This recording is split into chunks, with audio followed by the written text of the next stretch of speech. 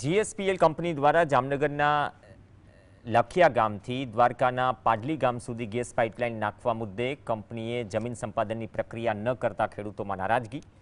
વર્ષ 2005-6 અને 2022થી 2025 એમ કુલ 5 જાહેરનામા બહાર પાડવામાં આવ્યા છતાં એક પણ જાહેરનામું સાચું ન હોવાનો આક્ષેપ છે। એન્વાયરમેન્ટ ક્લિયરન્સ સર્ટિફિકેટ લેવાનું હોય તે પણ લેવાયું નથી। ખેડૂતોના ખેતરમાંથી ગેસ પાઇપલાઇન નીકળવાની ખેડૂતોને કોઈ પણ પ્રકારની નોટિસ પણ અપાઈ નથી। હાલ તો ખેડૂતોએ દ્વારકાના કલેક્ટરને રજૂઆત કરી કંપની યોગ્ય કાયદાની પ્રક્રિયા પૂર્ણ ન કરે ત્યાં સુધી ખેડૂતોના ખેતરમાં ન ઘૂસે તેવી માંગ કરાઈ છે।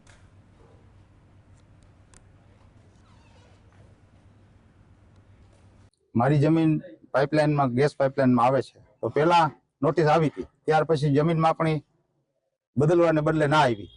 તો એવા મારા જેવા ઘણા બધા ખેડૂત છે કે જેને જમીન માપણી આવતી નથી, બાજુવાળાને લાઈન પડે અને પૈસા જમા થશે બીજાનામાં, તો એનું મોટું બધું કિસાન થવાનું છે સરકાર આરે કે લાઈન આરે। તો અમે અમારી જમીનમાં લાઈન કેવી રીતે નાખવા દઈએ? પૈસા તો બીજાનામાં જમા થાય છે। તો પેલા તો સરકારને જમીન માપણી રદ કરી અને ક્લિયર બનાવવું પડે, તે પછી જ આગળ વધે।